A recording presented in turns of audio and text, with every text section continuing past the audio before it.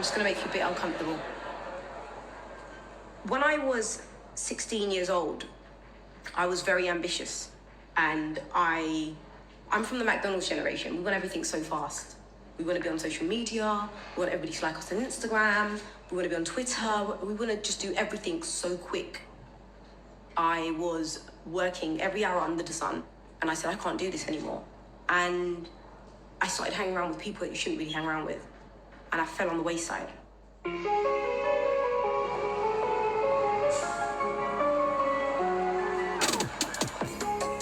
My name is Mariam, and whatever I put my name on, I must respect. I must have the most respect for myself. I'm gonna raise myself first. Guys, we're literally getting spoiled today. Is that video? Yeah. You look so pretty though. Guys, look how stylish she is. She's got money, she's got businesses, she is a boss, and I want to be that. Do you know that's not even her real name? Do you know her background? The first time I went to prison, I was 14 years old. The second time I went to prison, I was 17 years old. The third time I went to prison, I think I was 19. This woman is a scammer, and you're all falling for it. Guess what, guys? Hear me. I did the crime, I paid the time, and I paid every penny back. No, you didn't.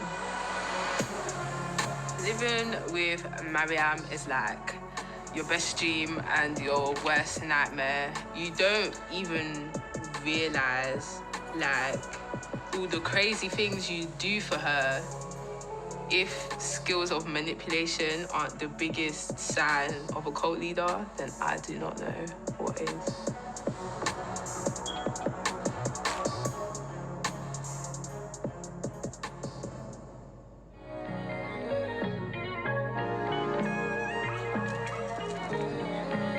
This is a story about a person who loves Balenciaga, Fendi, and flexing on social media. But most of all, she loves other people's money. It's like a selfie video. She's just showing off, really. She's just walking with her big Louis Vuitton bag and nice long coat. It's not even a heart-sinking feeling. It's more a case of like, so this is what you use the people's money to do. I knew of her from college, and she always appeared to me as someone who was like super friendly and got on with everyone, sort of thing. We knew her as Mariam. I do believe I remember her being called Cindy as well. I don't remember exactly when we became friends on Facebook. I must have posted a status that reflected that I was obviously in a bad place or something. And she reached out to me via a message, and we got talking. She was really just giving me words of encouragement and so on. It wasn't hard because I trust people quite easily. Shamina shared with Mariam that her grandmother had just a few months to live, and that she and her mum were flying out to Jamaica to see her. And at that point, she said, "Oh, have you purchased your tickets yet?" And I said, "I'm not really sure. My mum's paying this time." And she was like, "Oh, no, just no. If you haven't booked yet, please tell your mum that I can get discount." She was like, "My work allows me a privilege or benefits of getting discounted airline tickets, etc."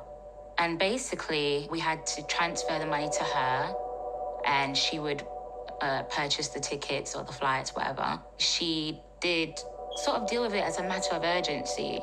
"Oh, babe, I don't want you to lose this ticket," you know? So you don't even get a chance to really have a second thought. Shamina's mum sent Mariam almost £2,000, and they waited for the plane tickets to arrive, and waited. I just remember my heart sinking and thinking, no way, she couldn't do this. Not to me, and not considering the conversation that we'd had. And I was on the phone, and I remember speaking very slowly, very clearly, and I said, "Mariam, if you have done what I think you've done, please let me not catch you out in these streets."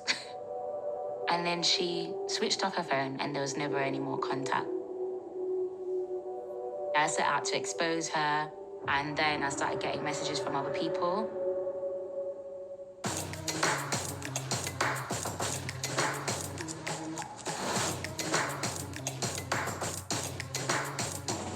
My name is Mrs. Tamar Michelle Goff. Mariam defrauded me about between 77 and 100,000 pounds.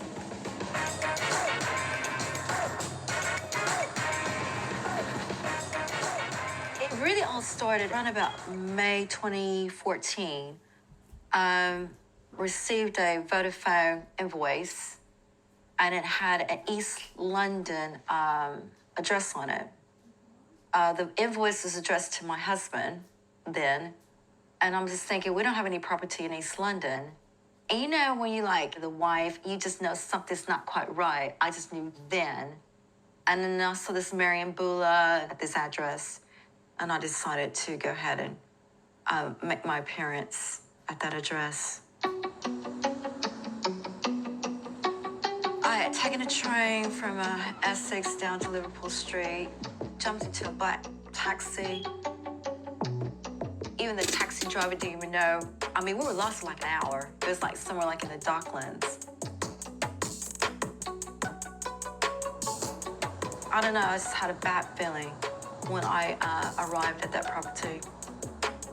And this woman answered the door, and I knew then that it wasn't Mariam, because this woman was like my age. And I said, you know, I need to speak to Miss Mbula. And she lied and said that she was Miss Mbula, Mariam Bula. I said, no, you're not. There was words exchanged, and she pretty much confirmed that that was Mariam's address. It just didn't feel right. Something just didn't feel right. Tamara was at the right address, but Mariam wasn't home. Later, she discovered that her husband had transferred money from their joint account to Mariam.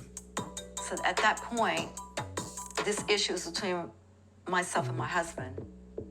And then, you know, I was going to deal with him, but I was going to get her later. So I started like researching through company's house. I even went as far as ordering reports and started pricing a dossier on Miss Mbula. To actually unravel her game, you have to get all the information, kind of lay it all out. Take a notepad, look at dates, look at the names, the discrepancies. She would sometimes switch her name around to Napapa Mbula, not just Mariam. I put in a thread, you know, have you ever been a victim of Mariam Napapa Mbula? And I was under the name of Claire Reynolds. And you would not believe how many people pretty much reached out to me that they had been frauded and all those sort of unfortunate dealings with Mariam. It started off with Shameen and I, and then all of a sudden it was like 10, 12 of us. And then it just started growing. Well, Tamara reached out to me. Her story really shocked me. I think that's when I realized how advanced Mariam had become in her schemes and, you know, scams. You know, I was on a mission. I kept an eye on Mariam for about 2 years. While researching online, Tamara found an article in an Italian newspaper. Let's see here. Right. The Italian article. In April 2011, plainclothes police in Milan followed the movements of 5 girls aged between 22 and 25 years. The ringleader, 23-year-old Napapa Mbula. They were armed with cloned credit cards and were targeting luxury boutiques. Mariam attempted to make off with an 8,000 euro Rolex, Dior shoes, Dior glasses, a Gucci watch. She also had 8 American Express cards in person. Mariam had assembled a bling ring of fraudsters who used cloned credit cards to buy luxury goods from boutiques across Europe. Eventually, she wound up in prison, first in Belgium, then in Spain. That's where she met Ellie's mum.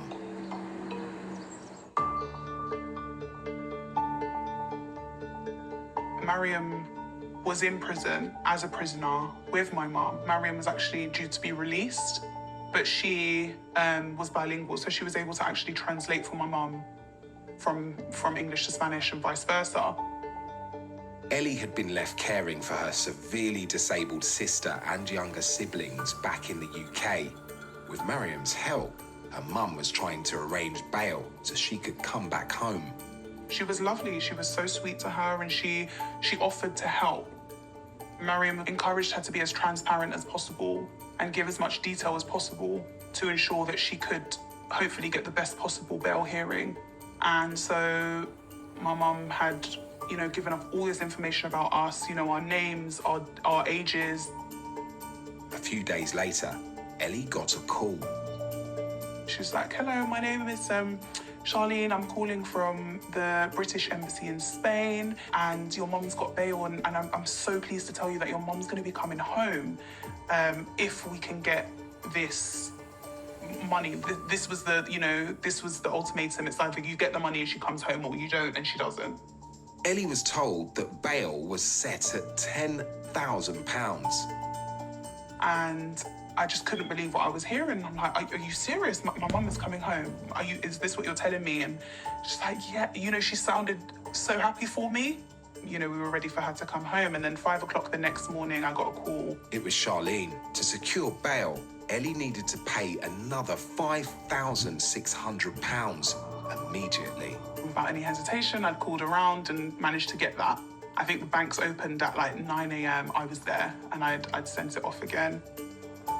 Later, there was a final text message from Charlene at the British consulate. The Apple ID came up as Mariam Dynasty. So I just kind of responded saying, like, who's Mariam? And I never heard from her again. I didn't get a response. And I'd already given the money. And I instantly got this like knot in my stomach, basically telling me something's wrong here. And I thought, now I need to tell my family that I've messed up. Alone and with no money, Ellie and her family were evicted from their home. There were days where I was having to look under sofas for pennies just to be able to go and buy pasta.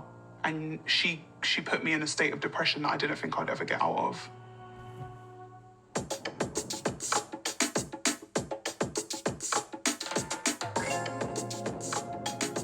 Before long, Mariam was out of prison and back in London.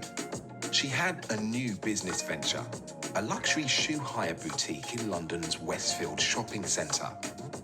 I started this crazy idea of renting shoes. Everybody was against me. Everybody was saying, oh my God, who's gonna wear it? Da, da, da, da. All I did was literally take all of my sister's shoes, all of my shoes, my mom's shoes, friend's shoes. I gathered like 150 or 200 pairs of designer shoes. I made a lot of money, and I was 24. I had no idea what I was doing. Cindy Shoes, from my understanding, that my ex-husband and I funded, was a luxury shoe hire. So she would have Louboutins, Jimmy Choos, Gucci, where you can go and hire these shoes for occasions. I started to comment under this Cindy Shoes, I think it was at the time, because people were praising her. Oh, look at what she's done. This is such a great business and what have you, under the post. And I think the more I read it, the more furious I became, because I just thought, this woman is a scammer and you're all falling for it. It was definitely a front for her to collect money and the people are not getting the products. Tamara and Shamina collected the allegations and took them to the police. I was contacted by a detective of the Metropolitan Police. I think it was the frauds department. And he said they received my report. It was very damning. We made a lot of money. It was really good. I had challenges, fulfilling orders. Just everything was happening. I woke up one morning and I was arrested that morning, and then I went to jail. And that was kind of it. She had been arrested. At the time, it was 20 counts. Don't worry about Miss Mbula, because she'll be in cell block D over Christmas. In May 2015, Mariam pleaded guilty to 5 counts of fraud She was 26, and for the 5th time in her life, she was going to prison. And while awaiting trial, she'd also become pregnant. Every girl's dream, when you're pregnant, is to have this beautiful birth. I didn't have that choice. That was taken away from me. I could even go as far as saying I took that away from myself. I'm going in myself and I'm thinking, the f am I doing? What is going on with my life? Getting sent to prison while pregnant may sound like a disaster. Mariam turned it into an opportunity.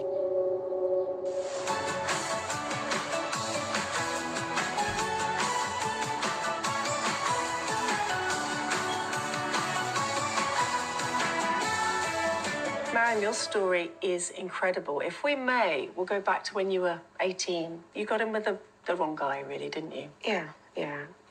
Was in a bad relationship at that time, and the person I was with committed some fraud, and because I was involved in that crowd, I was later sentenced to quite a heavy prison sentence when expecting my first baby. I'm sitting here looking at this woman child, and I'm watching this clip, and I'm just thinking, you are very brazen, you know. And first of all, it's not your name. She was going by Mola? That frustrated me. That's not even her real name.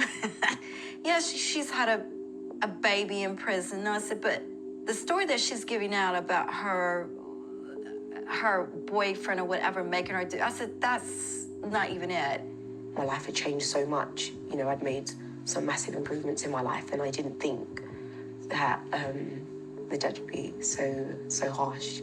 How are you gonna go on television like that? Expect no one's not gonna say anything. This must be something seriously wrong with you. You think that you are above the law and not gonna get caught? I think it was Tamara who sent me the link, and my blood was boiling. And I was like, that's not the story. She twisted the truth and created a whole new narrative to make herself look like someone who used to be bad and has come out the other end and just wants to help people. So I thought about what I could do for women, all types of women, not just people that have been involved in the criminal justice system, but any woman who's interested in turning her life around, setting up a business. What could I do to help her? So I set up Mentor Matcher, which is an initiative that kind of connects more senior women in business to become mentors to women like me. What's so incredible is you went straight out there and you said, Amanda Wakely, will you do it? She said yes, and everybody you've asked, nobody said no, have they? I haven't had a no. Yeah. Pleasure to meet you. Thank you so much. Thank you so for coming on the much. show.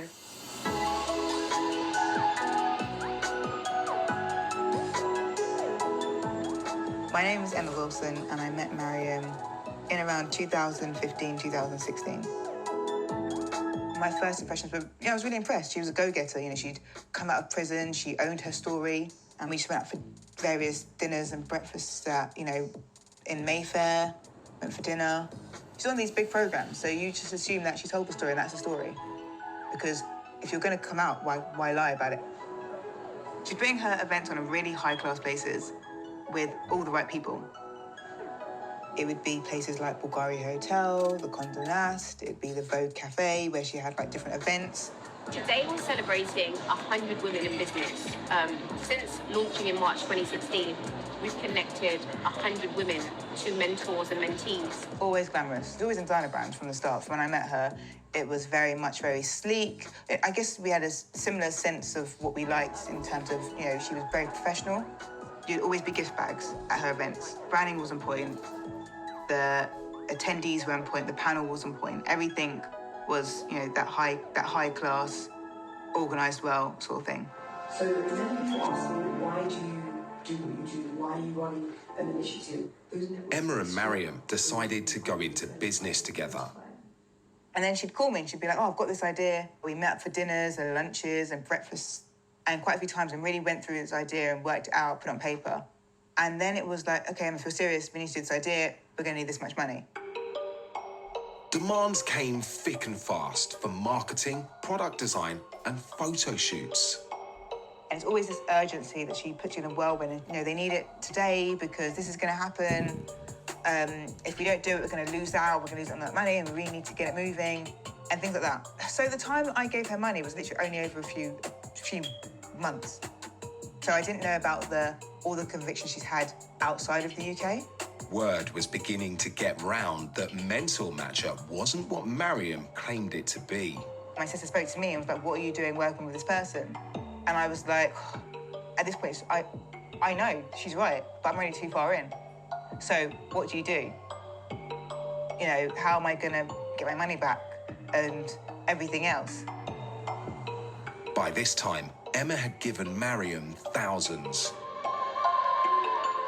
After other victims of Mariam's mental matcher scheme complained to the authorities, she was exposed by the Daily Telegraph. She responded by going quiet. I don't understand why the law enforcement have not been able to tackle this and completely close in. It's a shame that she keeps getting away with it, but I have learned her pattern, you know. She seems to know how to go underground, let things cool off, and she resurfaces again. 5,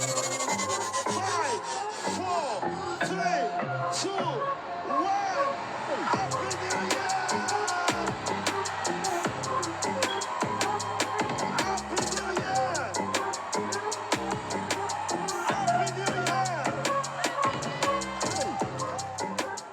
Mariam was back, not as a business leader, but as a senior pastor in a church called SPAC Nation, which preaches the prosperity gospel, where good deeds are rewarded with wealth. The first time I went to prison, I was 14 years old.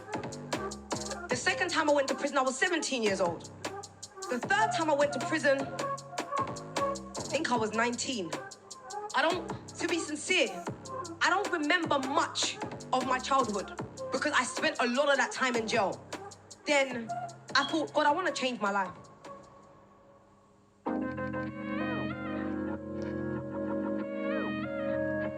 My name is Sarah, and Mariam made me take out a 5K loan, which I'm still trying to pay back today. The first time I met Mariam was around 3 weeks after I started at SPAC Nation. I was like, oh my God, like, this woman is so wow. Like, she's wow.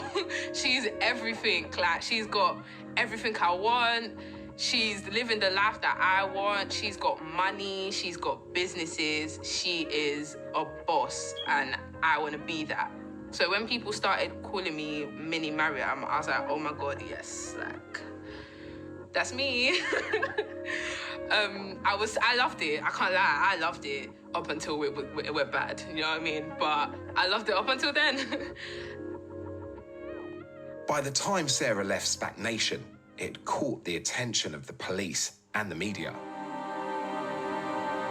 Tonight on Panorama, we investigate the church facing allegations of fraud.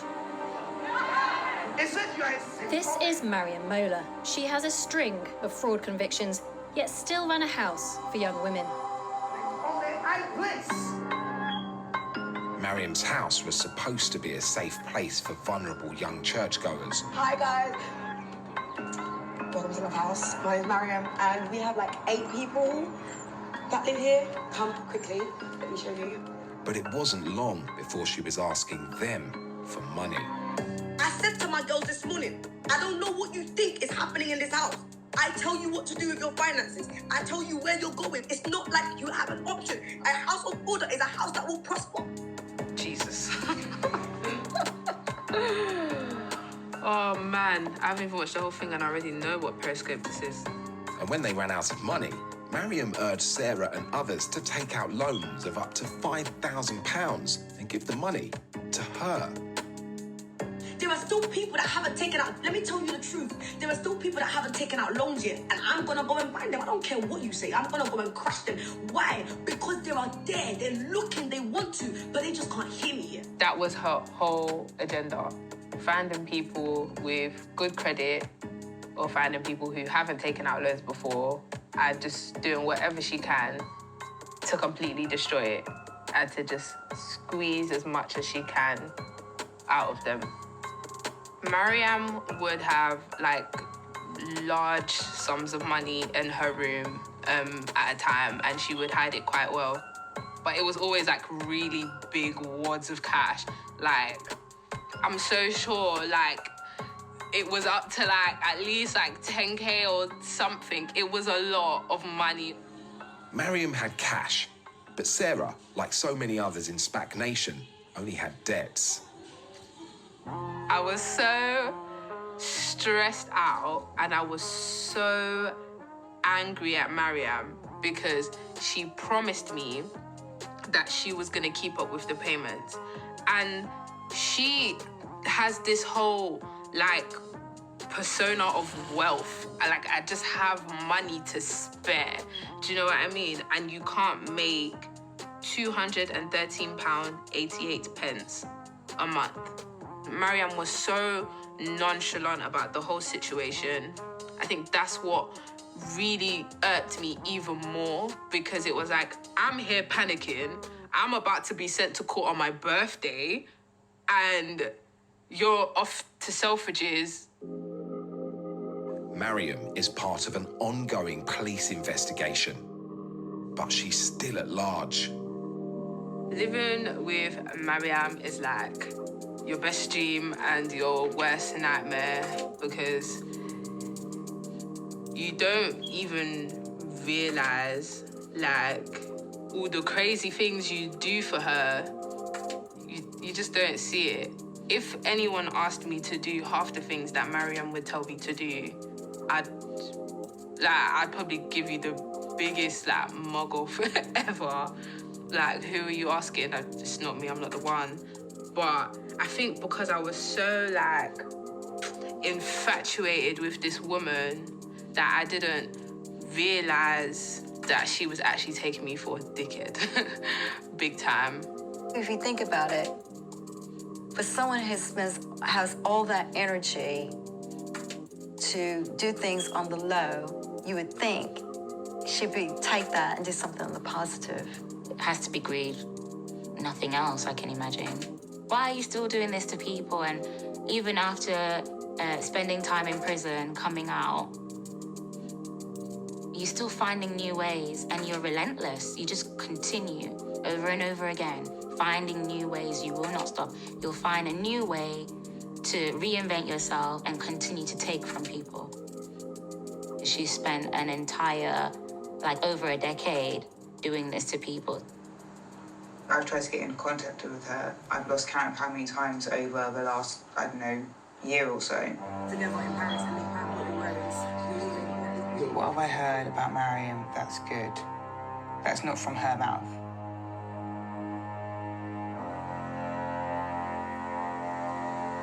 It's so hard in this day and age because you go on social media and everyone's there like saying how great people are and how amazing they are in their comments. You know, she's got all these kind of really big labels. First person to do this, first person to do that, did this at a certain age. When someone's dishing out so much clout on social media, you expect there to be a lot more behind them. I'm happy to be the only snake. Shall make me the anaconda. You know the way an anaconda behaves, yeah? It behaves dead. It behaves dead. And it doesn't move for a long time. But to have hope that I get my money back, but also hope that she kind of, I don't know, in a way disproves all this stuff, even though it's very unlikely. You know, you don't really want to paint someone out to be a bad person. It slithers around. You might see it in one family and it goes into another family and it slithers. Maybe she will show the right side and do the right thing. And then it just eats you. It takes what it's looking for.